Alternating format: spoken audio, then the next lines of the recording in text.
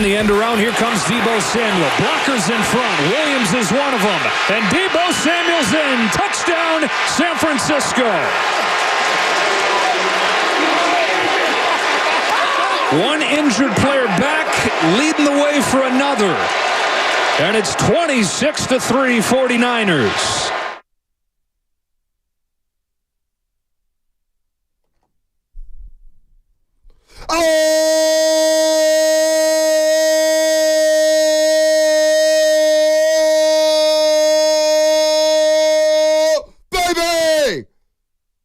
Niners are back.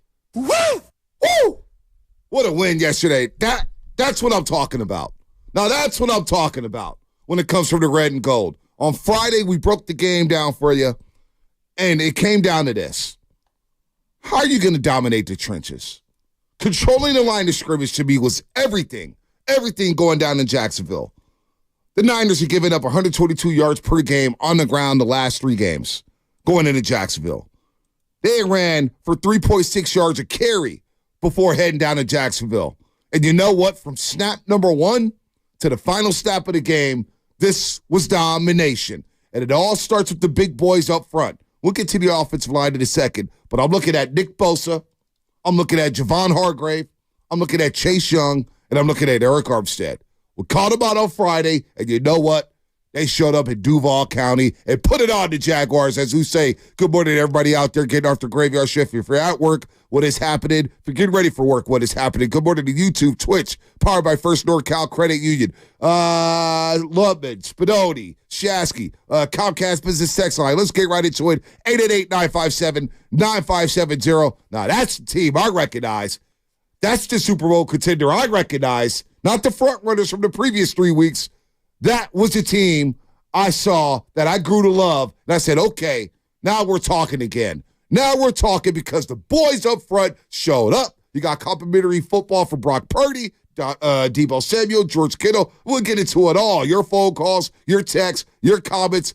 But boy, it felt good to get a win, Chasky. It was one of those checklist wins. I mean, everything went right for him. Offensive line looked good. Got almost 6 yards per carry. CMC looked great. Deebo, we'll get to Deebo in a second. Purdy throwing dimes, looking good, scaring the hell out of me on that first touchdown pass. But he might have had one of the sweetest touchdown passes to George Kittle. And to me, it was the pre-snap recognition. I got one-on-one with a linebacker. Let me throw it to the inside and allow Kittle to make a play after pump faking, getting crushed as the pocket was collapsing on him. Purdy was really good in this game. B, let's start with this guy. Steve Wilks took every bow and arrow shot over the last couple of weeks, and he deserves a lot of credit. Number one, pre-snap, no one had any idea who was blitzing, who was coming, who was dropping back. There was a couple of plays where you had Chase and Bosa in the middle. like there were D tackles going up the A gap. Yes, I'm pulling a Greg Papa, the A gap. No. You had a couple of plays. That's just football 101. You had Eric Armstead dropping into coverage they got a sack. The 5-man front, Shasky. This is a 5-man front. So we talk about 5-man fronts when it comes to Philadelphia. Yeah. We saw Cincinnati do it against the 49ers. Well, you know what? The 49ers took a page out of Cincinnati's book. They took a page out of Philadelphia's book. And they didn't do it often. But you saw the first few plays of that game? Mm-hmm. 5-man line of scrimmage, 5-man fronts. I want to see more of it. Well, I thought that Fred Warner looked outstanding in this one. I mean, he looked fresh. But this was all about Nick Bosa and Chase Young. I mean, the vibes. I've never seen Nick Bosa be so emotional. He's a very stoic player. Like Matt Cain was that way. Like you didn't see a lot of emotion from Matt Cain, even if he was humming, right? Nick Bosa, when do you ever see him like really go crazy after a sack or something like that? He's usually really tamped down. I saw a level of passion from Nick Bosa, at least outward passion, I've never seen. So I don't know if it's the Chase Young effect. I don't know if it's the 3-game losing streak. I thought Bosa brought it. And I'll tell you this right now. If Chase going to play like that, lock him up right now. Well, let's lock him up right now before he starts balling toward the end of the year. No. Let's pump the brakes. I like him. I want him. Let's pump the brakes. Let's just see how it plays out with Chase Young. Let's see how it plays out. We got about 8 games left. Here's how it played out. 5 sacks. Yeah, no, Here's 5 how it sacks. played out. 5 Guys sacks. were meeting at the quarterback. No. But Javon Hargrave, you got to give the boys up in the middle. Of course. Credit. Hargrave Eric Armstead and Javon Hargrave pushed that pocket. Fred Warner was Fred Warner. Again, he had a tone-setting hit yesterday early in that game against Travis Etienne. Travis Etienne took a handoff right up the middle. And Fred Warner, like he did to Najee Davenport, took his soul. And Travis Etienne was nowhere to be found yesterday. The best running back on the field was Christian McCaffrey. We'll get to Christian McCaffrey. Travis Etienne, 9 carries, 35 yards. Again, the Niners had given up 4.4 yards a carry the previous 3 games. Yesterday, 17 carries for the Jaguars, 59 yards, 3.5 a carry. And it really wasn't even that pretty. They flustered Trevor Lawrence. They forced him into fumbles. They forced him into interceptions. They disguised coverages. The 5-man front got to him. This was a tone-setting win, led by the defense. And then you get to the other side of the football. They ran the ball well, 4.8 yards a carry, Shasky, and Brock Purdy. Sure, the first touchdown pass from Brandon Ayuk was a throw you really don't want to see him make again. But overall, I thought Brock Purdy, look, there's some hairy moments. You're going to make some mistakes. The other team gets paid too. The other defense gets paid too. They're playing for Pro Bowls. No doubt. They're playing for all pro teams. But Brock Purdy, you mentioned it. The pass to George Kittle to end that football game early in the third quarter. I mean, it was over. To sit in the pocket, double pump it, and take a chance on the wide receiver one-on-one with the linebacker. You throw it down the field, outside the numbers, boom. And Purdy was comfortable yesterday. So a good game for Purdy. A good game, I thought, from the offensive line. Yes. Overall, I thought the defense really brought it. This was a soul-cleansing win. And now we can get ready for Tampa. And now we could buckle up for big-time November and December football. Where do you want me to go? You want to go Wilkes? You want me to go Purdy? Because I've got thoughts on all these things. Wherever you want to go. All right, let's start with Purdy. Number one, he looked really good yesterday. He had a spin move on a play that got negated by a hold. That was just sick. A sick little spin play. Threw for the first down. It gets called back because one of the offensive linemen held. The one thing that I worry, it's not about Purdy's decision-making, because obviously he had some rough moments in the fourth quarter in the last couple of weeks. He took some hits in this game. They've got to protect him. They have to. If he's going to be a pocket guy, which he is, I mean, his ability to throw from the pocket is really special, and his ability to diagnose post-snap. I mean, he's really good at that. He took some hits in this game where I was just like, oh. Well, you know what? Quarterbacks get hit. I know. Josh Allen's over there. His Trayvon head Walker's got over there. snapped back on one play where he was trying to scramble. And I just worry about him. Like, and that would be any franchise quarterback, whether it's Trevor Lawrence, whether it's Brock Purdy. Like, they've got to protect him because you could see if he goes down, we're in some trouble. I mean, listen. We're in some trouble. Listen. There's 15 teams in the league right now saying if our quarterback goes down, we're in trouble. Of course. Look at Zach Wilson on Sunday Night Football. I mean, come on. I mean, that's going to happen. He's going to get hit. He's going to get hit more. You got big boy teams coming up. It's going to happen. Can he brace himself? Can he do it? We can't worry about that. We got to worry about just when he is on the field, what he's doing. And what he's doing right now is he got back to making plays. And the biggest thing for me is no turnovers. Just don't turn the ball over. And look, we can nitpick all we want to today because I can nitpick on the first half. And look, it was 13-3. The Niners should have been up 27-3. Of course. They dominated from snap number 1 to the final whistle of the game. But you know what? 34-3. You go down to Jacksonville, you beat them by 31. A red-hot team that had won 5 in a row. And Purdy played well, so no need to worry about people getting hurt or whatnot. No. What we need to worry about is these teams coming up here and how they're going to plan for this defensive line. Because for me, you can talk about Brock Purdy. For me, again, it starts with the front four. It's not sexy. 888-957-9570. When I see numbers like this, the Niners have gone 36 straight games without allowing a 100-yard rusher. The Jaguars quit on their own running game because they saw something different, the 5-man front. They said, the Niners want to take away the run game because they understood the key to Jacksonville's offense is that run game at Travis Etienne. Well, they took away that run game right away. They got to Trevor Lawrence right away, and they killed whatever game plan Jacksonville had, whether it was quick screens, deep shots down the field. They couldn't do anything. They couldn't do anything because of the boys up front. It was like a template kind of a start for the Niners. We always talk about let the defense out on the field, get a 3 and out, get the ball back, advantageous field position, march right down, go up 7-0. I mean, that was just what the doctor ordered, right off the rip. And I thought that was a beautiful drive, getting all your playmakers involved. Deebo in the backfield on the first couple of plays. You just see the defense sees Deebo, and they all start flowing that way. I mean, you were 100% correct regarding Deebo. He's bigger than the statistics. We could argue about how much money they've given him or whatever. Clearly, this team has to have Deebo Samuel. They have to. It's a lot like the Warriors, right? And we'll get to the Warriors and I don't want to really get into the negativity of the Warriors. Well, no, it's not negativity. It's just keeping it real. Athletic teams. Yes, exactly how I feel. I mentioned this after the Denver game. We were feeling good about the loss, but there were some warning signs. Bigger athletic teams, size, all that stuff's going to get a Warriors fits. They're older, they're slower, they're third oldest team in the league. We'll get to that. But where I was going here was Draymond Green. And during those championship years, I think a lot of people didn't understand the value of Draymond Green to the Golden State Warriors. Now, he may not give another team the maximum value, but on the Warriors, he just fit.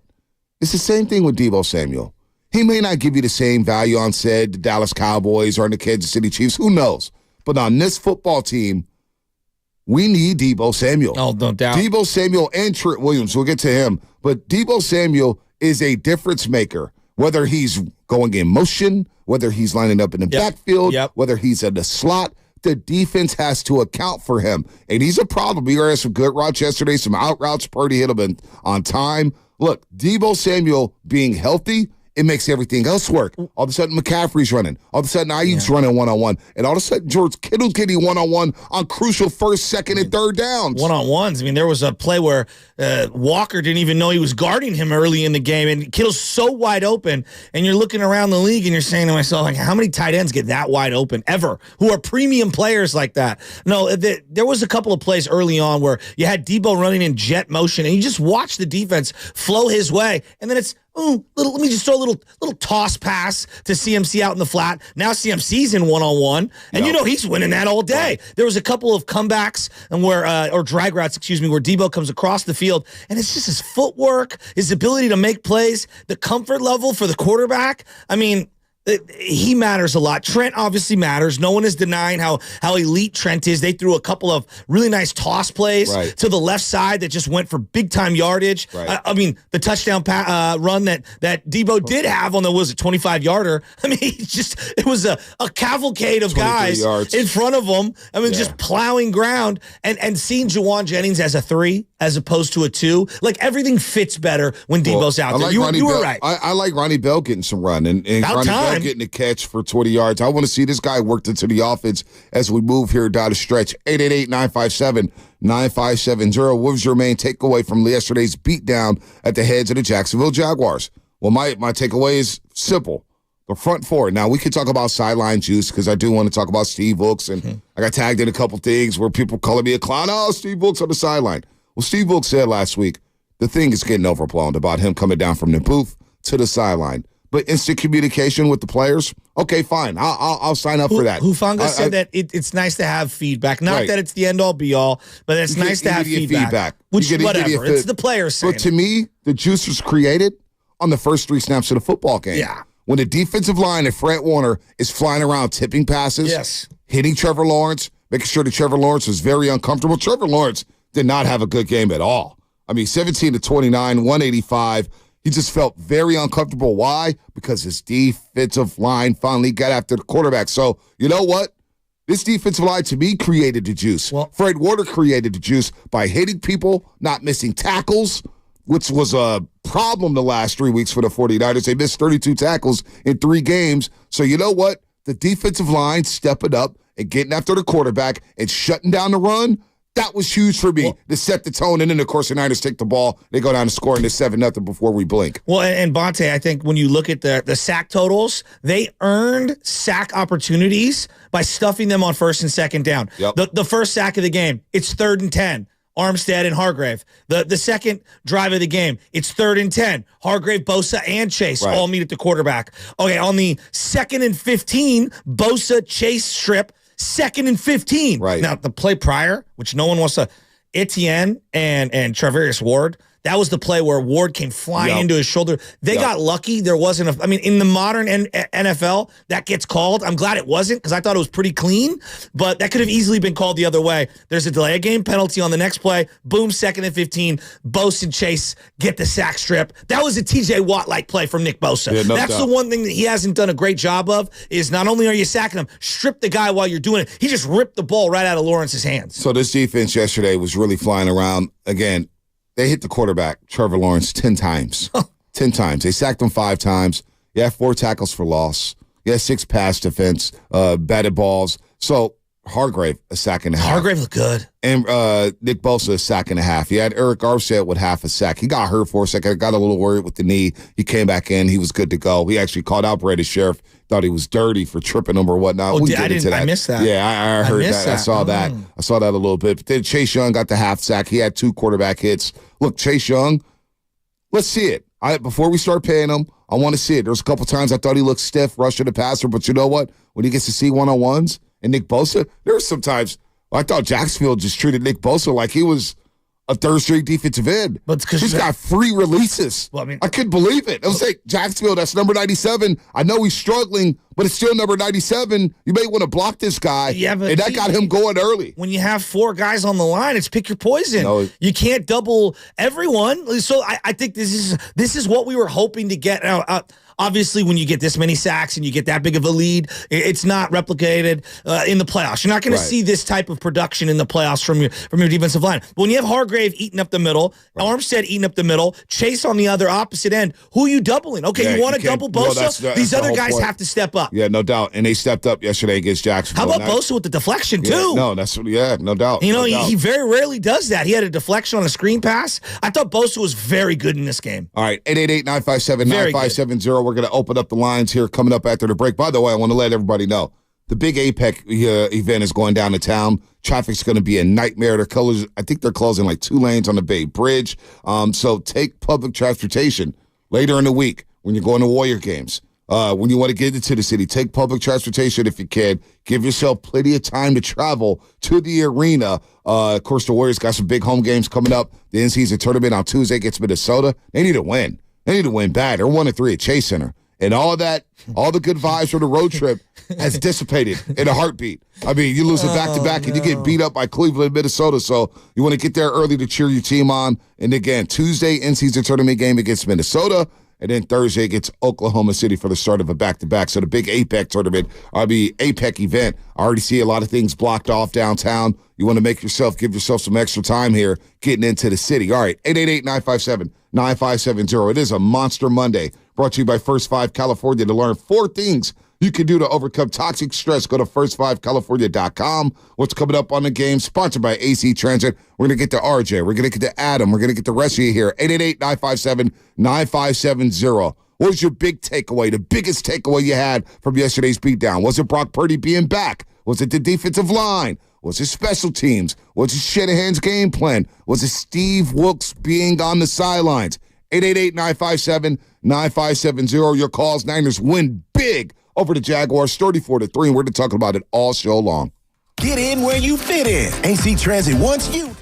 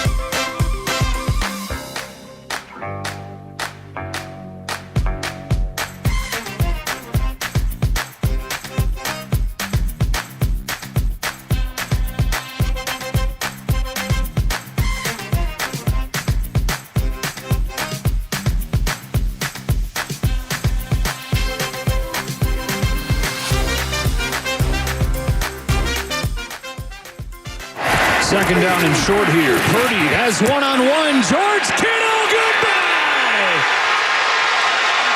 Heave ho and a touchdown! The Morning Roast is live on YouTube right now. Take it away, Bonte. All right, Steph, we need to get you some help out there. Got to get you some help. Hopefully they bounce back tomorrow. Warriors now 6-5 after a 6-3 start there, 1-3 at Chase Center. We'll get into them a little bit more tomorrow when they take on the T-Wolves again. Anthony Edwards is an absolute superstar, and he will talk that talk. He is a problem. The Minnesota T-Wolves, I have them taking Sacramento's place in the Western Conference as well as the Memphis Grizzlies. You see Taylor Jenkins and his immature ass. The Memphis Grizzlies, his head coach, ripping the referees Friday night. They got one win now.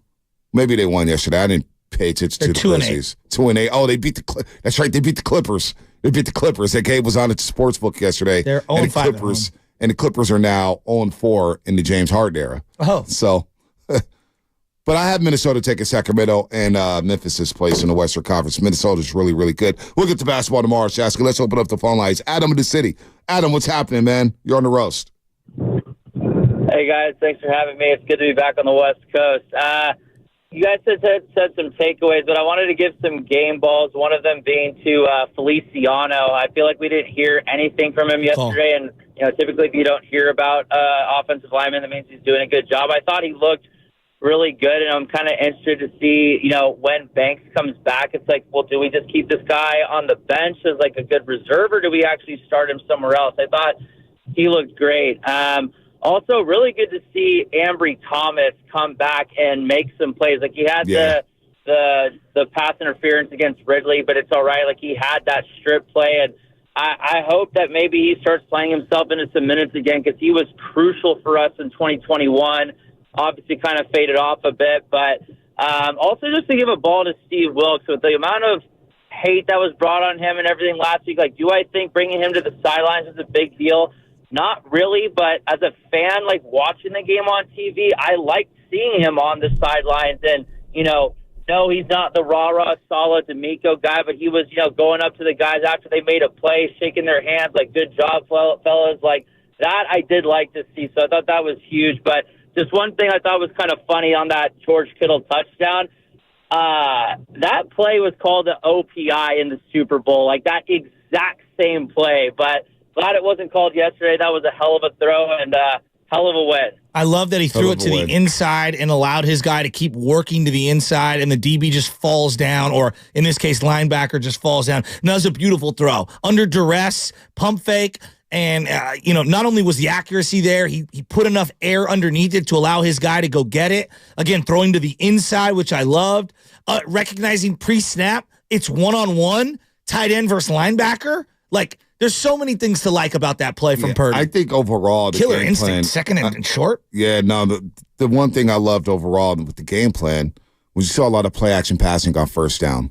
An aggressive Jacksonville defense who wants to get out and stuff the run. We know they were fourth in the league against the run. I thought we saw a lot of first down play-action passing where you got 8 yards, where you got 6 yards, where you got 5 yards, and it set up those second and shorts. Set up third and short. Yes. And they're down the distance. You don't want to get behind the chains, 3rd and 8, 3rd and 9, 3rd and 10. And we had, Gene Fournette on from the Florida Union Times on Friday, who said, look, Jacksonville, they're 2-33 when it comes to like 3rd and 8 or long. And you see why. They can hold up in pass protection when they have 3rd and longs, and they can set up their downfield passing, their deep shots to Calvin Ridley, their deep shots to Christian Kirk. On the flip side, the 49ers, they stayed out of those spots for the most part. Keep the chains. Just stay ahead of the chains there with second and manageables there. So I love the first down play action passing that Shanahan was dialing up yesterday. Did you see the graphic they threw up on the first quarter regarding 3rd downs for the 49ers and Brock Purdy? No. Well, it was a very alarming statistic, and I think it speaks to what you're talking about regarding first and second down execution. He was 28th in QBR. He was 28th on 3rd down. 28th in completion, 55% completion on that. And then conversion rate was like 30th, right, as a team. Now, there's nuance to this, and you can overcome those things. But to me, that was an indication of exactly what you're talking about. Yep. Not executing on first and second, whether it's penalties or whatever, putting yourself behind the sticks, and then forcing your quarterback to try to make a play on a 5-step drop, which we know isn't the strength of this offense, this offensive line, or even that quarterback. So I think you made a good point. Here's the area that he talked about. Diamondor Lenore and Ambry Thomas. There was second quarter, 12:04. Jags get the ball. They're down 10-0. They ran 5 screens out of a 12-play drive. 5 screens. What does that tell you? 2 others to the flat, okay? What that tells me is they are going to either negate the pass rush by playing into their over-aggressiveness, but also they're trying to get the ball on the edges because they think the soft spot of this team is these DBs tackling in space. And there was a few plays where Diamondor Lenore did not want to get his head in there. Now, he eventually recovered, and he adjusted, and he made some plays down the stretch. But these DBs are going to have to start tackling open space, and these linebackers are going to have to clear up a lot of this screen stuff because I don't think that the people are going to stay away from the screens. The screens were working. Well, Philadelphia runs a lot of screens, but here's the thing with the screens. And Jacksonville realized that they couldn't just drop back and throw the football. So you run a lot of screens because players are rushing upfield. You get that D-line humming upfield, and you just got to get the ball out quick. You got to get the ball out quick and just set something up there. So the 5 screen plays on that drive, it told me, and as I was watching it in real time, it said, they have no belief in their offensive line to hold up in pass protection. So they need to gimmick it up. They need to run some trickery here. You had the trick play with Christian Kirk overthrew. Who was that he overthrew? Calvin Ridley? No, it was Travis Etienne. Travis Etienne. He was wide open, and Travis Etienne almost got his head knocked off by Charvarius Ward. But they had to trick it up. They had to run the screens. They had to run the gimmick stuff and the quick passes to the flat. I thought it was more so just the pass rush. Well, that was the pass rush was part of it. Just dominating and getting upfield and getting to Trevor Lawrence. And Trevor Lawrence just didn't have any time. But on that same drive, I hear you. I agree with the pass rush. Christian Kirk, they started the ball at the 1. Yeah. I mean, they had the ball at the 1. Christian Kirk, quick little out. Diamondor Lenore misses a tackle, right? Guy gets an extra first down. Boom. Same thing. 3rd and 2. They go right back to it later on in the drive. Diamondor Lenore, another missed tackle. Now, again, he ended up bouncing back, but this is something to monitor. I think that the screen game and then the short flats, the short outs, those are something that these DBs are going to have to tighten up. Yeah, no doubt. They'll tighten up. And Charvarius had a hold on that. But you know what? They were desperate with the screens, and I think they'll be fine. I think they'll be fine against the screen game. Again, that to me, it just signaled that Jacksonville had no faith in their drop-back passing game yesterday against this defensive I agree with that. That to me was the biggest thing. And now, as far as Diamondor Lenore playing in the slot, first game playing in the slot. I thought he was good. They make the adjustment. Better than Isaiah. They make the adjustment. Isaiah Oliver just cannot cover speed. It's just, we identified the problem. He can't cover speed. Yeah, no, he wasn't out there. At all. It was Ambry Thomas. It was Diamondor Lenore. Now we got the alert from Adam Schefter that John Lynch is trying to trade for other corners. J.C. Johnson in Chicago, Patrick Surtain in Denver. Didn't make it happen. Diamondor Lenore will get better in the slot. Look, as long as the pass rush is getting, how much better did the secondary look yesterday due to the pass rush up front? Charvarius Ward had the 1 hold on that drive. I actually thought one of the nicest breakups in the last month as a team in the end zone. He made a great play on the end zone. Dude, I thought he got called for a bogus little defensive hold. It was really ticky-tack there. But look, overall, the defense, you gave up 3 points to Jacksonville. 3 points to the Jacksonville Jaguars. You take that all day long. The red zone turnover with Chase and Bosa stripping Trevor Lawrence early in that game, that was huge. Very huge, especially Calvin Ridley, too. Could have been 20-10. Maybe Jacksonville gets some life. But Niners defense was on the money all day yesterday. Offensively, I thought they played complimentary football. Let's go to RJ and Fairfield. RJ, what's happening? You're on the roast. Hey, Bonte, man, you didn't have to open up the segment like that, man. You know, talk about my Kings like that. It's all good. What did I say about your Kings? What did I say about your Kings? 4-4. Oh, you said Minnesota's going to take over the Kings. Yeah. My bad, RJ. I mean, you know it's true, but, let's talk some football. Oh, here we go. Hey, we'll be Cleveland for you, man. We'll show you how to do it. Don't even worry about it. Hey, I just want to make an apology to Brock Purdy. I was one of those callers that doubted him. After losing 3 games, I wanted him. I was giving him 2 games after the bye to prove that he's our QB. Well, after this game, guys, I'm not. I like to say sorry. Brock Purdy is our guy. I want him so bad to be our franchise QB, and if he keeps playing like that, We got ourselves a quarterback, boys. Real quick, does anybody realize how big Chase Young is? He was coming out the tunnel. He looks like a freak out there. I love that he's playing on this D-line, and him and Bosa just complement each other so good. And hey, everybody ate on that D-line, guys. Freaking, we had Hargrave, we had Cleveland Farrell coming up, and then the defense, Ambry Thomas stepped up too, man. So I'm so happy that Steve Wilkes is back down. He's feeling the emotions of the defense, and I'm just happy about where we're at right now. It looks like we're back to business, guys. Huge swing game. And yes, thanks, guys. I appreciate it. All right, RJ, have a good one. This is a Monster Monday brought to you by First 5 California. To learn 4 things you can do to overcome toxic stress, go to first5california.com. 888-957-9570. We reacted to the win yesterday.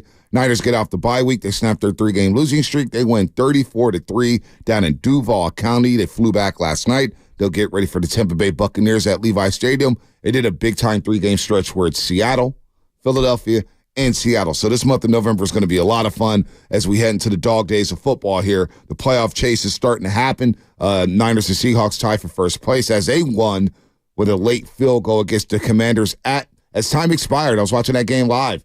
Seattle, man, 55 seconds or 52 seconds or whatnot, 2 timeouts. The rookie running back out of UCLA doesn't go out of bounds. They run a lot of clock. They had to burn a timeout, but DK Metcalf stepped up for them. He made 2 monster plays to help them win that football game, and Seattle is at 6-3. So the Niners got to keep their foot on the gas pedal here as we move into November, deeper and deeper into November here. But look, there's a lot of things that RJ said, Shasky. You're on the money too.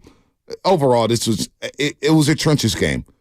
If the Niners want to get to where they want to go to, and it's Allegiant Stadium, the place I visited yesterday, and boy, it is a palace. It is nice. Gosh, they got it right with the Las Vegas Raiders. Man, that stadium is nice. But if they want to get to there, they want to get to Las Vegas. Just win, baby. It starts with the trenches, Sasky. I'm sorry. We could talk about Purdy all day. We talk about Kittle all day. We talk about Lenore all day. To me, those big boys up front, Bosa, Chase Young, Armstead, and Hargrave, have to play like they did yesterday if they want to get to where they need to get to, and that's Las Vegas in February.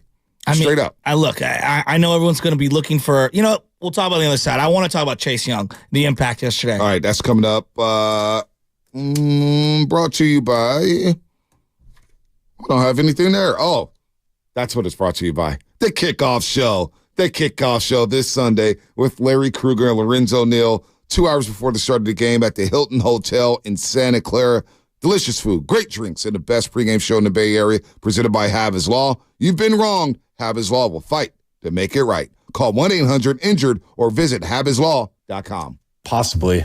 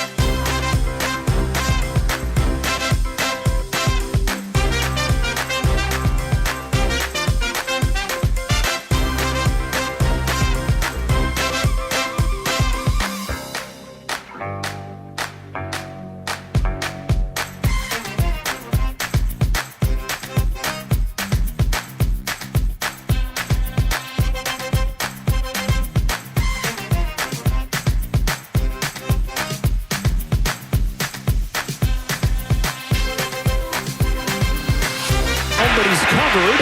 Purdy keeps it alive and floats it in there. Touchdown. Threw it up for grabs, and it somehow found Brandon Ayuk for the score.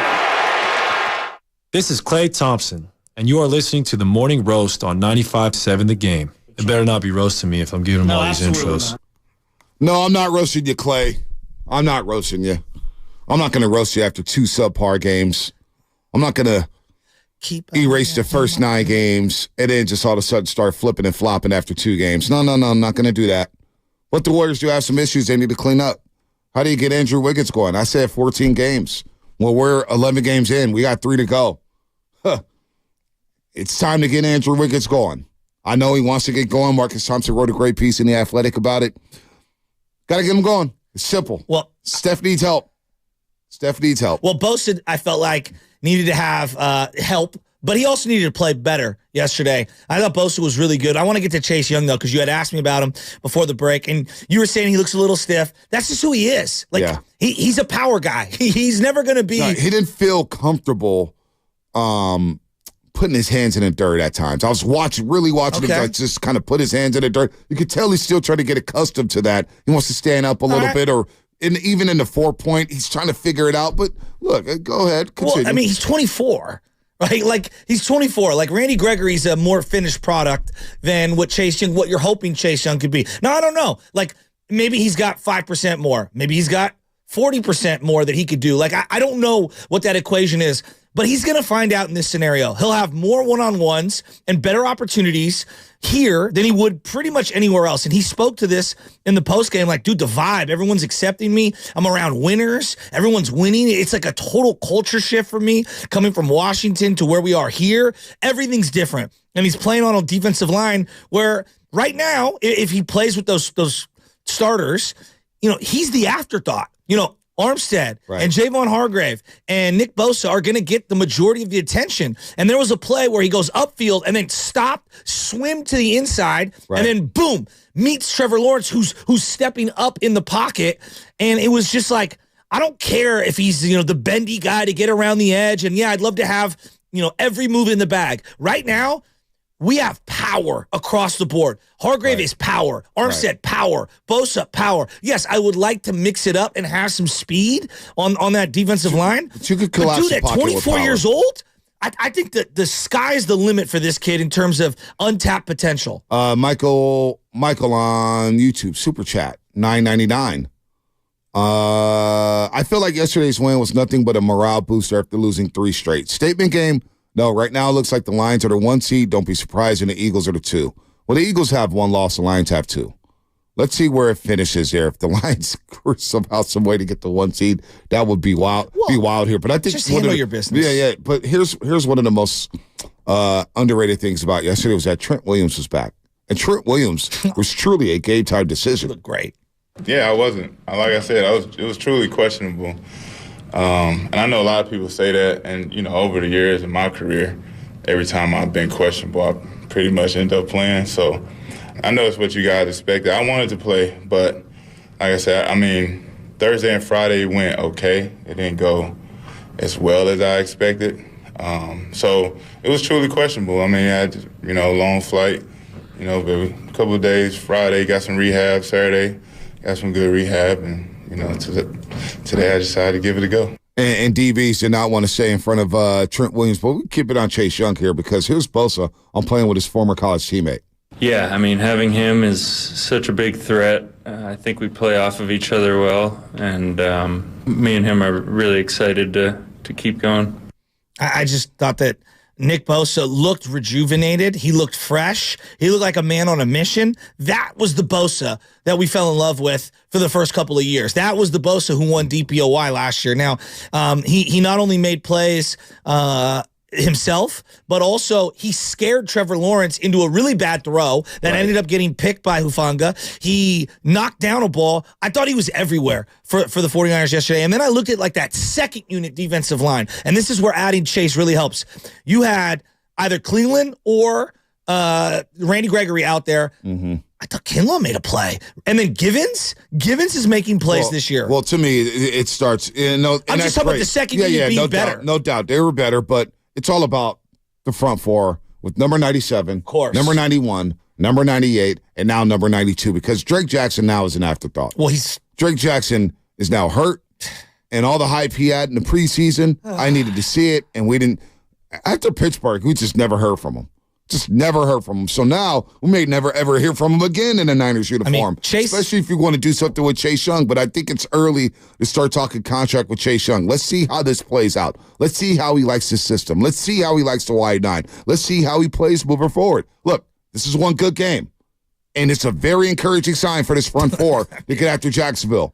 But now you got Tampa, then you get Seattle, then you get Philadelphia, then you get Seattle. We'll know a lot more in the next 4 weeks about Chase Young and his 49ers pass rush before a day. Look, again, we go 36 games now, 36 consecutive games without allowing a 100-yard rusher. And I thought the front three, the first 3 plays of the game, Shasky, Jacksonville goes out to get the opening kickoff.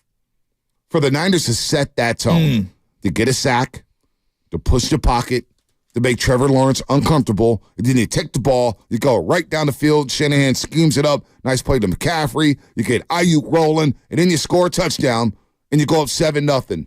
So you get another opening series drive that results in a touchdown, and you shut them down. I thought those first 3 plays of the game was very indicative of how that football game went, Shasky. Well, and I would say that, Fred Warner making plays on the first 2 plays of the game, was boom. That was the first 5 weeks. The other thing is I think that Steve Wilks, not just early, but the entirety of the game, he brought everybody up to the line of scrimmage, and you had no idea who was blitzing, who was coming to the quarterback, who was dropping back. Again, there was a play where they got the strip sack where Armstead, of all people, dropped back into coverage. Now, do I love Armstead dropping back into coverage? No, but just to mix it up. You got to throw him different looks. Exactly. You got to throw the defense different looks. I think that Steve Wilks deserves a ton of credit. Like, if we're going to bash the guy, let's give him a little bit of credit. I thought they did a great job mixing up the pre-snap, post-snap looks and trying to confuse a young quarterback. Well, one of the biggest plays in Super Bowl history, James Harrison's 99-yard or whatever, 101-yard touchdown, interception return against the Arizona Cardinals.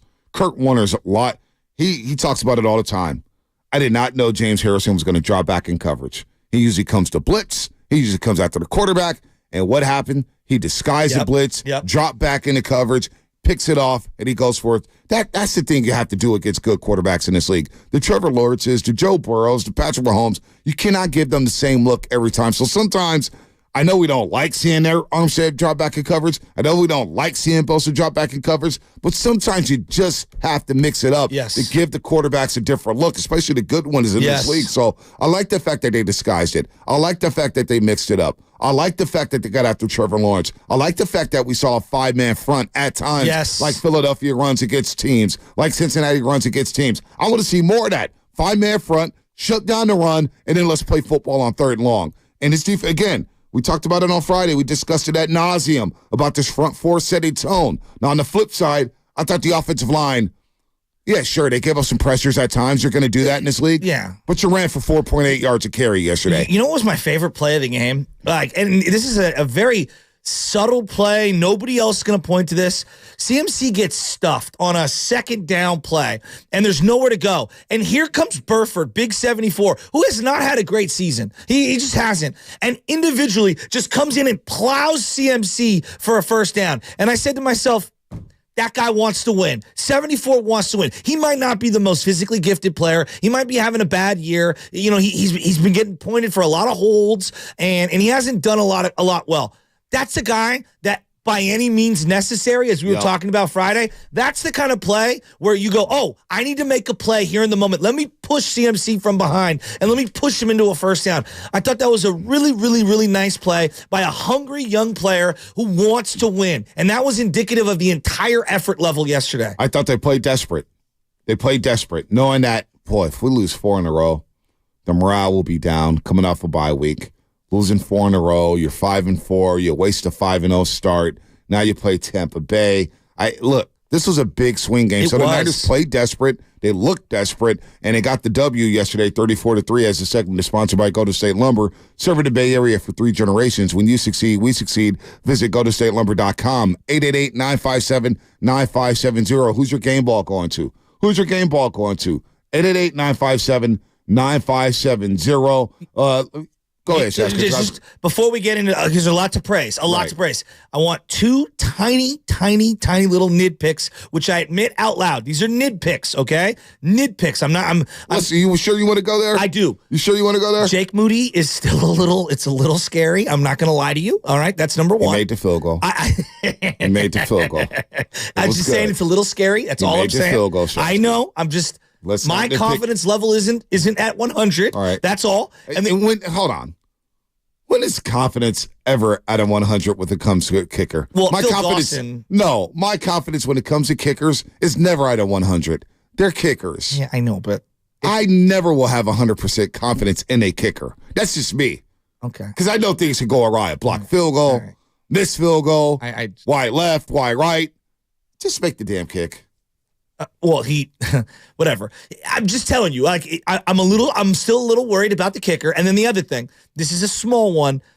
Me personally, I didn't love the way they used McCaffrey at the end of the game trying to get the touchdown. Whoa. I'm not outraged. I'm not mad. Well, it's just, to me, I found it to be a little unnecessary. I get you're trying to go for a record. And Moose Johnson was talking about it, and I understand what he's saying. And look, it's rarefied air to try to get that touchdown. Me personally, I like to have it happen organically. And once you're up that big, to be forcing 4 consecutive plays to him, knowing how important he is to the grand scheme of trying to win a Super Bowl, didn't love that.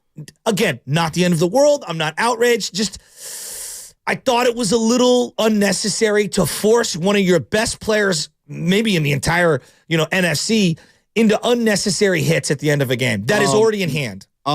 I can agree with you on that one. I didn't like it either. Okay, you didn't. I didn't love it. I didn't love it at all. I thought it was a little too cute. You played him with the backups. Yeah.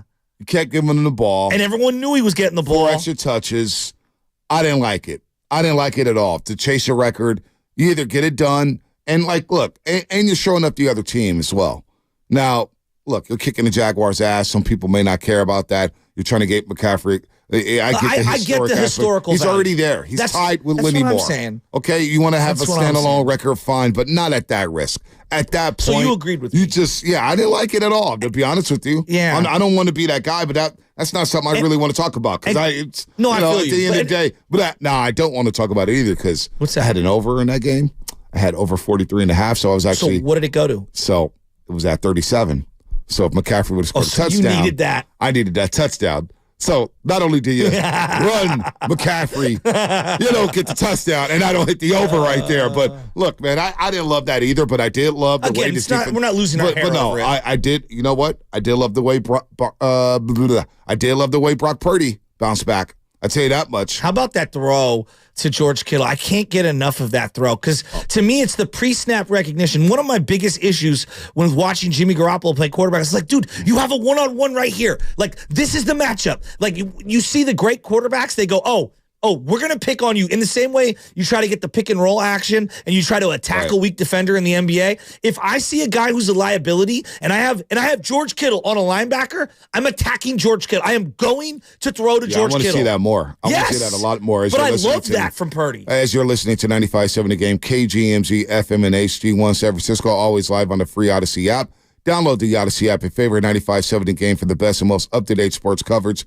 Don't forget, you can also watch us every single day on YouTube and Twitch. Sponsored by very good friends at First NorCal Credit Union. Over 800 people so far on YouTube, man. Woo! Hit that like button. Hit that like button. We're flying right now. Just log on to search 95.7 The Game. Be sure to like and subscribe to the channel while you are there. This is a Monster Monday brought to you by First 5 California. To learn 4 things you could do to overcome toxic stress, go to first5california.com. Shout out to the Comcast Business Text Line. That throw to George Kittle was big time because the pocket was collapsing. He double pumps it, and he hung in there tough. That's what you need to do as a quarterback in this league. Hang in the pocket tough. You're going to get hit. It's going to happen. Well, Purdy didn't care. He lost it up to George Kittle. He identifies a one-on-one coverage. There's not a linebacker in this league that can guard George Kittle. At all. Not a linebacker in this league. And that's where all of a sudden you get Deebo back. You got Ayuk rolling. And you got Christian McCaffrey. Well, guess what? George Kittle now gets to go one-on-one against linebackers, and he scores. Here's Shanahan on that Brock Purdy touchdown to George Kittle. It was the look we were hoping for. It just takes a while. And BA's running the in route, and George is running the out route, and it takes a little bit of time to get down the sidelines with the leverage that I believe at 33 had on him. Brock just tried to wait for it and waited as long as he could. I was so pumped he got it off, but he had to throw it with some anticipation and didn't know if George was going to be able to get to it because he had to bow around a little rub of man coverage. But beautiful touch on the ball. George has the skill set to explode through it, and that was a huge second play of the half for us. All right, huge play. Here's Purdy's thoughts on the touchdown pass to George Kittle. They were playing man, so I knew George just needed some time to get outside, one-on-one with that backer. And so knowing that and then seeing the safety sort of cut and take BA over the middle, I was all right, this is George one-on-one. So, yeah, I had some pressure and stuff, but I just got to give George a chance, and George did a great job getting underneath it and going all the way with it. It was sweet. All right, we're having some technical difficulties, new studio issues with the phone lines here. We'll get them up and running. We will get to the calls because Mondays after a game is all about the callers. It's all about the fans. It's all about your perspective. We go guest free. We want to hear from the Niner Empire. So 888-957-9570. We'll get that rolling here in just a second. Somebody just spent some money on YouTube, and let me pull that up. Jeffrey Franco, $199. Shout out to Jeffrey Franco. We appreciate it. Can we talk about how Lenore moved to the slot? That was a big talking point in our first segment here. Lenore moving inside and allowing Ambry Thomas to play on the outside, and all of a sudden you got Isaiah Oliver coming off the bench. Now Isaiah Oliver just cannot cover speed. It is what it is. All right, it is what it is. We tried, we saw, we failed. It's time to mix it up. And what the Niners did during the bye week was mix it up. Go Deommodore Lenore in the slot. And look, he's going to get beat at times. Christian Kirk is a very good wide receiver. There's like 50 great wide receivers in the league right now. There's not enough DBs to cover the amount of great wide receivers there are. You're going to get beat at times. Yes. But you know what? How do you look getting beat? Are you right there by the football? Do you have a nose for the football? Do you make tackles? Deommodore Lenore is the right move in the slot. And then, look, that may be temporary. Because Sammy Womack III is on his way back. His practice window's open. So let's see where he's at. And they have Luter. Yeah. But I like Sammy Womack III in that slot or on the outside. Doesn't matter. So now you have reinforcements coming in the secondary room. Secondary will be a lot better. Why? Because that pass rush is getting home, and Fred Warner and Greenlaw are cleaning things up in the intermediate part of the field. Did you hear any of the post-game comments regarding the communication pre-snap on the Ambry Thomas fumble? I did, from Gibson to Sean Gibson. How saying, cool is that? That is very cool. Very cool there. What do you say? Shade outside a little bit. Yeah, Get outside play a little him to bit. the outside. Play him to the outside, and that's then what he happened knew there. it was coming, and then boom, he makes a big-time punch-out right there. That was a big-time play from the 49ers. Sucks that it got overturned because of all the guys on the field, whether it's T. Winters, Shanahan. You guys wanted energy on the sideline. You got it. You know what? That's a good thing. No, I'll live with it. I'll live with that as well. I'll live with it. And so, to me, one of the quiet parts of this game, the Jacksonville Jaguars kick a field goal, and it's a 10-3 game. Yep. It's 4:20 to go in the second quarter. Big drive. And I texted the group thread. I said, guys, this is an opportunity right now to soak up the clock and get the ball back to start the second half. I wanted to double dip, and I feel like their clock management this year has been hit and miss. They've done some good things. They've done some bad things in terms of clock management. They soaked the clock perfectly on a drive. They went all the way down. Didn't love the Purdy kind of throwaway, which ended up being an intentional grounding. They get the field goal. Then they come right back. They run a play and boom, hit you with the George Kittle touchdown. Game was over. You scored 10 points before Jacksonville could get back out onto the field. Double dipping. Brilliant. That was the game. Well, Loved it from Kyle Shanahan. Great clock management. I remember texting. I said, man, the Niners should be up 14. They had no business being a 10-3 football game. It really didn't. The Niners were dominating this football game. And I'm thinking, boy, you're letting Jacksonville, you're allowing them in. So that drive, I remember texting, big drive coming up, needed at least 3. They got the 3. I actually wanted a touchdown, but they got the 3. You had a bad intentional grounding, Brock Purdy. He's got to figure those out. These intentional groundings where he's getting rid of the ball late. He's getting tripped up coming out of the pocket. I counted at least 3 of those this year. He's got to clean that up. But they got the 3. You get the ball back. George Kittle scores, and that game was over. All of a sudden, it was off the big screen at the Circa Hotel. It was on the little screen. That's how much they thought about it. It was like when last night or yesterday when Dallas in New York, Dallas is up 42-10 or 42-7. It's like, all right, let's go to Seattle and take you to the conclusion of the Seattle-Washington game. It was one of those situations with the Niners in Jacksonville, and all of a sudden now you're just looking for style points. And they got style points. How about Deebo Samuel, that touchdown run? How about the design by Kyle Shanahan? And then, what about the DB? The DB running away from Trent Williams. Here's Trent Williams on that play. I've never seen that. It's kind of weird because, 31 turned around and ran. I ain't never seen that. So, but, yeah, I knew he was close because I could just tell the reaction of the guy in front of me, but anytime I feel so comfortable with 2-3 or 19 out there in the open fields, like I just got to get in the way long enough for them to make a decision. And once 19 gets ahead of steam, it's really tough to bring them down. That's the one thing I don't think we talk enough about. Both Deebo and Christian McCaffrey, they do a great job of patiently, choppy steps to let the blockers set up in front of them and then cut back behind it. They do such a great job. It's just slow playing it. Letting your blocks develop right in front of you and not going too fast. The same thing with screenplays, right? You don't want to go too fast on the screenplay. You want your blockers to get out in front and get a hat on a hat, it up. Helmet on a helmet. Get your blocks there. And Deebo Samuel, look, we could talk about his money. We could talk about what he is. Is he a wide receiver? Is he a running back? Is he a wide back? In my opinion, he's just a football player, and he's a playmaker. And he's a playmaker the 49ers need on this team going into November and December. This straight up. Deebo Samuel is valuable to this football team. So valuable. So I know everybody, Well, I think you said it best. He's more valuable to them than he would be anywhere else. Exactly. He fits this system. He fits Shanahan's system. And Deebo's a tone setter. Even the out routes he ran for 9 yards, 10 yards. The footwork on the sideline. Deebo, and he's displaying the hands. Yeah. Like we underrate his hands, Deebo Samuel. So I don't care what position he is, where you want to line him up, motion, slot, outside. The guy's a playmaker, and they need Deebo Samuel. And it was great to have Deebo Samuel back in the lineup yesterday. What's the trait that when you talk quarterbacks, the number one trait everyone says is when a guy is going to blast you straight in the face, can you hang on to the ball and deliver it downfield?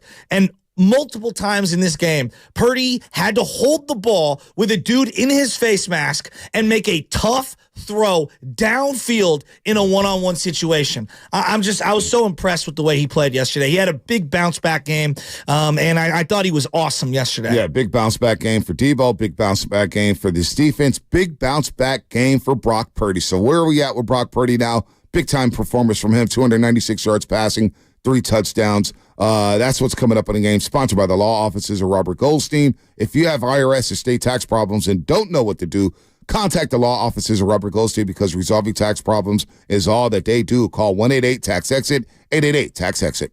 Oh, man, I'm a roaster.